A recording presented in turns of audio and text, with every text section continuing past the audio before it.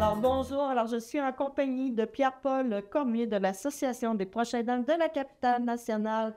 Bonjour, Pierre-Paul. Bonjour Ça Chantal. permet qu'on dise-tu? On commence Oui, à se c'est connaître la quand bonne même. façon. La première question, c'est qu'est-ce qui est venu ton implication dans l'association depuis quand? L'association, je suis avec l'association depuis 2 ans. J'ai débuté comme bénévole avec l'entremise de Bénévoles d'expertise, qui est un organisme à but non lucratif qui aide les associations, les organismes au BNL. Je me suis impliqué. Suzanne a réussi à me convaincre de rester avec elle. Elle a beaucoup de pouvoir de persuasion. Oui. M'y voilà. OK. Donc, ça fait 2 ans. 2 ans. Toi, tu viens du domaine... Moi, je viens du domaine de la gestion. J'étais OK. dans le milieu industriel particulièrement. Gestion des ressources humaines. Et depuis que j'étais avec Bénévoles d'expertise, c'est vraiment plus au niveau de la gestion. Puis actuellement, avec l'association, c'est vraiment plus ce domaine-là comme tel. Je laisse le domaine professionnel au point de vue des proches aidants avec Suzanne particulièrement. OK. Mais ton rôle, dans le fond, ton titre Moi, dans c'est directeur l'association? général OK. au sein de l'association. Je travaille surtout à mettre en place signaler des procédures, des structures pour faire en sorte qu'on puisse être le plus performant possible au sein de nos activités. Et on m'a dit que tu étais très impliqué dans Portneuf aussi. Oui, je suis pas mal plus présent dans Portneuf. J'ai joint l'équipe de Portneuf comme telle. On participe au niveau du conseil d'administration de Portneuf. Donc, ça donne aussi l'opportunité aux gens de Portneuf d'être en mesure de mieux saisir ce qui se passe au sein de l'association. Il y a une meilleure communication, des meilleurs échanges. Fait qu'on se met toujours au point. Souvent, les gens avaient des questions, puis ça pouvait prendre un certain temps avant d'avoir une réponse. Là, ils ont des réponses beaucoup plus instantanées. OK. Fait que dans le fond, l'association fonctionne qu'il y a un conseil d'administration avec Suzanne, qui est la présidente Dans directrice, puis dans chacune des grands des grands des centres, grands axes, des là, grands là. axes. C'est ça, particulièrement à Portneuf, là. OK. Il y a une équipe en place qui supporte l'équipe d'intervenants qui sont ici à Portneuf. OK. L'équipe du conseil d'administration, de la table, là, aide et supporte pour vraiment faire en sorte qu'on puisse réaliser nos actions dans Portneuf comme tel. OK. Parlons de l'association. Alors, vous avez un site Internet. On a un site Internet qui est vraiment à jour, qui a vraiment évolué beaucoup. Les gens qui vont sur notre site, ils ont l'opportunité d'avoir l'ensemble de tous les services qui sont présents. On a aussi une section qui a été développée à l'automne qui s'appelle Parlons d'argent. Les gens nous posaient énormément de questions à savoir les opportunités d'avoir, mettons, des crédits d'impôt ou des subventions. On a 10 ou 11 onglets qui parlent de tous les supports possibles que les gens peuvent recevoir comme proches aidants ou comme aînés. Et l'avantage, c'est que chacun de nos créneaux ont été validés par le gouvernement fédéral et le gouvernement provincial. OK. Donc, ils sont à jour. À chacune des fois qu'une personne va sur le site, elle a l'opportunité d'obtenir de l'information. Nous, on n'a pas la capacité ou la compétence pour orienter la personne et pour l'aider à compléter des rapports, mais il obtient toutes les informations. Il a le site qui lui permet d'accéder et d'obtenir de l'information au point de vue gouvernemental. Beaucoup de gens, on réalise qu'ils étaient éligibles à des subventions ou à des crédits qui n'en faisaient jamais la demande.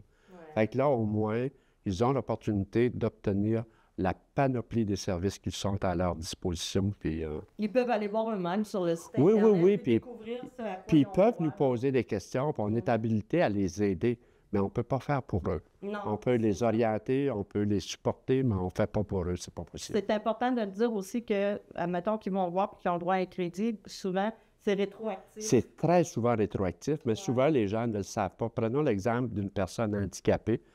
Et à côté du moment que vous avez un diagnostic d'handicap, souvent, ça fait longtemps que la personne chemine, mais ça, éventuellement, le personnel médical, ça peut être un médecin, mais ça peut être un optométriste, ça peut être un physiothérapeute qui reconnaît la condition de santé de la personne antérieurement et c'est reconnu par le gouvernement.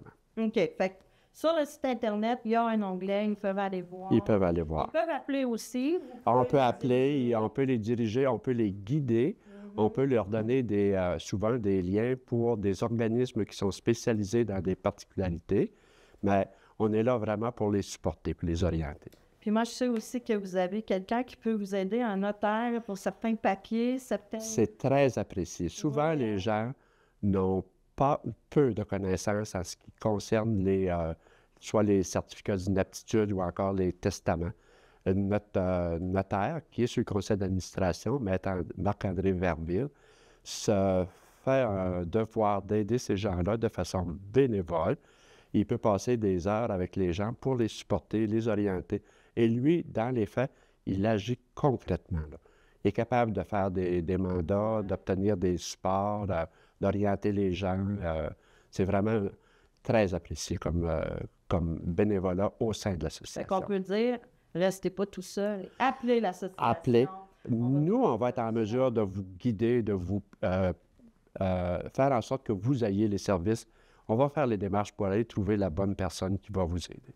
Il y a un élément qui est important aussi, on a beaucoup de conférences qui sont à peu près au nombre de 10 ou de 12 par année, qu'on offre de façon virtuelle. Les gens ont beaucoup plus de facilité à suivre parce qu'ils n'ont pas à se déplacer.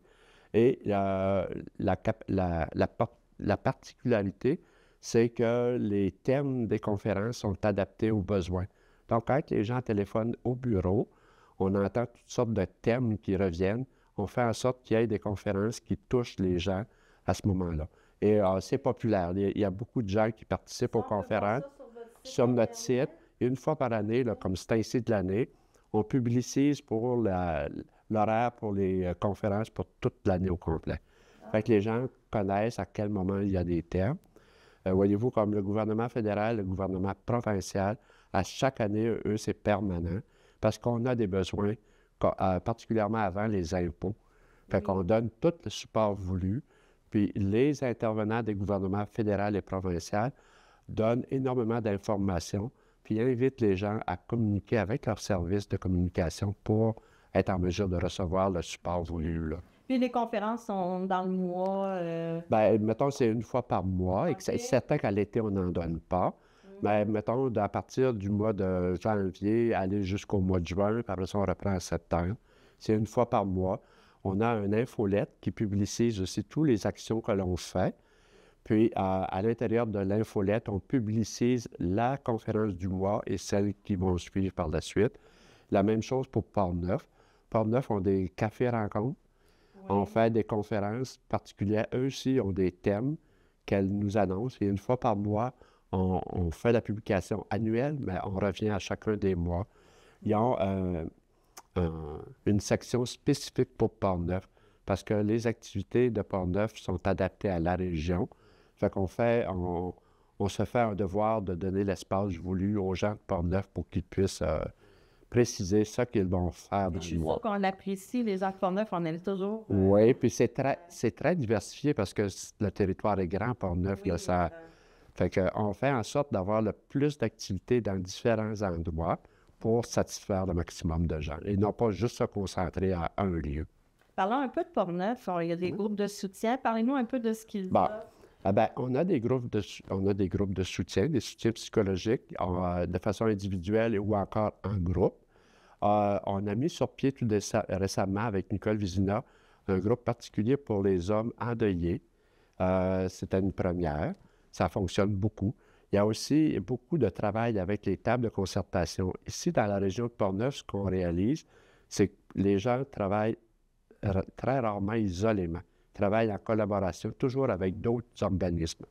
Et l'avantage du lieu où elles sont, ici, à Pont-Rouge, beaucoup d'organismes se retrouvent. Donc, il y a beaucoup d'échanges, il y a beaucoup de collaboration et d'entraide. On se promène entre Oui, entre les étages. C'est très populaire. Oui. Donc, dans le fond, il y a des groupes de soutien. Ils peuvent appeler ici à Port-Neuf. Ils peuvent appeler. On débute un service de répit à domicile. Okay. On tente aussi d'avoir du répit à domicile, mais pas seulement. Là, on le fait dans Pont-Rouge. On va essayer de le diversifier à Saint-Raymond, je m'excuse. Mais on va essayer de diversifier de façon telle qu'il puisse s'établir dans divers milieux. C'est beaucoup plus facile pour l'intervenant de se concentrer dans une ville ou dans un point particulier. Oui, vu que le territoire est grand, c'est presque mieux de se concentrer. C'est ça. L'avantage qu'on a avec vous, c'est de se faire connaître, de voir effectivement que les services sont disponibles. Oui. Les besoins sont là, mais souvent les gens ne nous connaissent pas. Donc, ils ne savaient pas qu'on était en mesure de les supporter et de les aider. Oui, puis là, vous allez être diffusé dans les résidences pour personnes âgées, puis partout sur le réseau. C'est ça. Donc, vous allez vous faire connaître. Vous allez peut-être avoir On beaucoup de l'apprécie. téléphones. On est prêt. On est prêt. Parce que là, on va parler du père. Je l'ai mis Ouais. dans le temps pour le présenter. Mais les gens peuvent le voir aussi sur votre... Sur notre site Internet.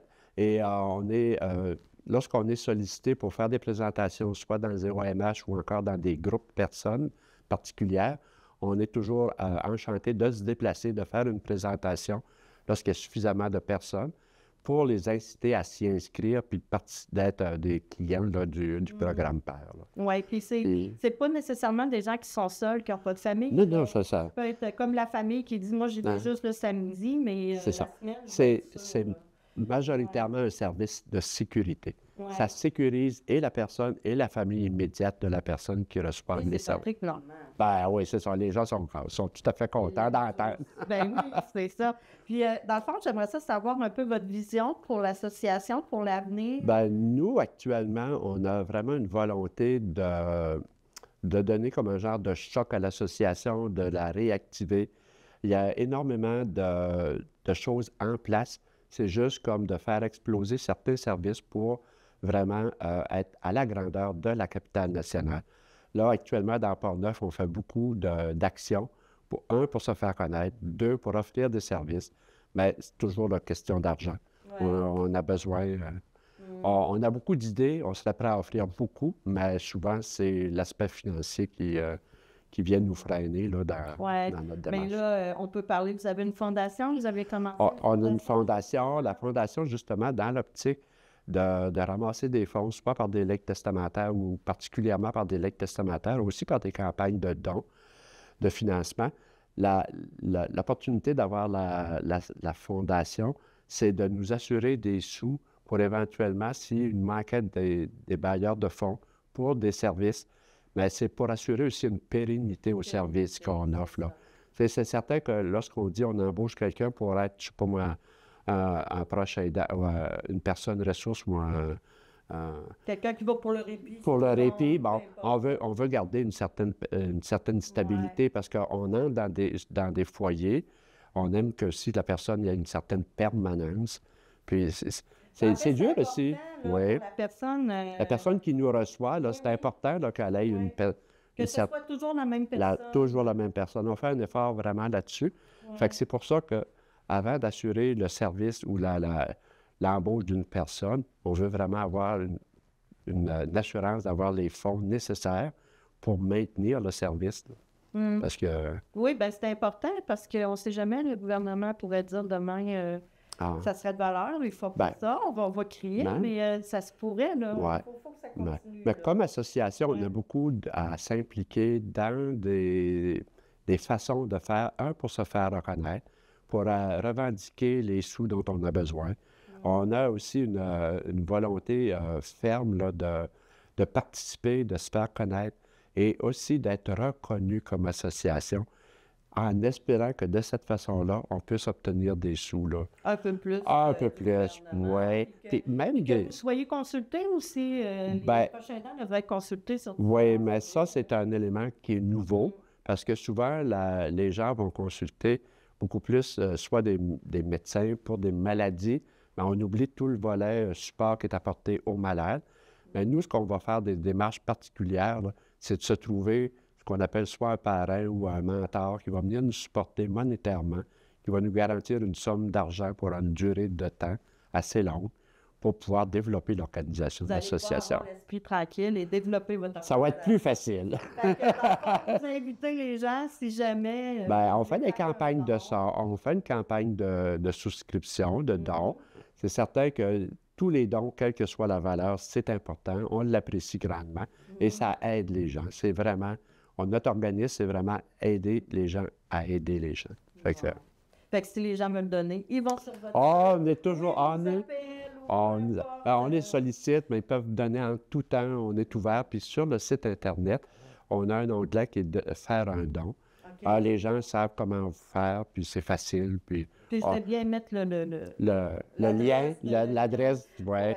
Puis nos gens au bureau sont aptes à répondre puis à donner toute l'information pertinente. Puis ici, dans Pont-Neuf, j'ai oublié de demander la question, mais il y a juste 2 personnes dans Pont-Neuf? En réalité, il y a 2 personnes permanentes qui sont des intervenantes. On a une 3e personne qui fait des appels d'amitié, du soutien psychologique par téléphone. OK. Mais dans le fond, là, on a 2 personnes permanentes, mais la 3e est une nouvelle ressource qu'on souhaite utiliser au maximum parce qu'il y a tellement de besoins. Oui. Les besoins... les besoins sont nombreux. Les besoins, mais à Pont-Neuf, mais partout. Mais partout. Partout, là. Là, on n'a pas parlé de Charlevoix, mais on est quand même présent dans Charlevoix. Ouais. Mais c'est grand, la capitale nationale. Oui, ça fait un grand territoire. Oui. Puis combien vous estimez de proches aidants dans Pont-Neuf et dans la capitale nationale? Bien, dans la capitale nationale, on peut dire de proches aidants. Là, actuellement, là, il y a environ à peu près 1000 personnes qui sont membres, un petit peu plus que 1000 personnes qui sont membres de l'association. Fait que c'est soit des proches aidants ou des gens qui sont affiliés ou sont proches de la proche aidante comme telle. Là, vous venez de me lancer dans une lignée. C'est quoi être membre de l'association? Bien, les gens qui ont un point d'intérêt pour la proche aidante, qui ont soit obtenu un service, que ce soit les appels d'amitié, le soutien psychologique ou le répit à domicile ou quels que soient les services qu'on offre, automatiquement, on les inscrit comme étant des membres. Et à partir du moment qu'ils sont membres, ils ont droit à tous les services qui sont offerts. Même si aujourd'hui, ils ont un service d'appel d'amitié, éventuellement, ils vont avoir besoin d'un autre service. Puis, c'est gratuit. C'est gratuit. C'est gratuit. Mais l'avantage d'être membre, c'est qu'ils reçoivent l'infolette à tous les mois. Donc, ils voient tout l'ensemble des activités qui se passent, puis ils sont en mesure de... Puis, je dois dire qu'on n'a aucune pression en étant membre. Non, il n'y a pas de pression. La seule chose que vous avez en étant membre, c'est le privilège d'être informé. Oui, puis d'avoir un soutien aussi. Oui, mais d'avoir une porte ouverte, une oreille attentive à partir du moment que vous avez un besoin. Oui, vous êtes toujours présent, je dois le dire. Oui, puis l'avantage que l'on a, c'est que si effectivement la personne nous téléphone et que ce n'est pas un service qu'on peut offrir, on va l'orienter vers la bonne porte ou la bonne ressource pour se faire aider. Et parfois, c'est bien d'avoir des gens comme ça, qu'on sait qu'ils sont présents. Oui, bon. On sait que vous êtes là. Oui, mais... Fait que notez le numéro de téléphone, c'est important, de l'association ou le site Internet. Ouais. Bien, sachez qu'on veut être le plus présent possible, de se faire connaître. Alors, on sait que les besoins sont grands. On est prêt à offrir une panoplie de services, mais on demande aux gens de cogner à notre porte ou téléphonez-nous. On va les faire connaître. Merci beaucoup. Merci, ça a été très agréable. Merci. Merci beaucoup. Au revoir. Merci.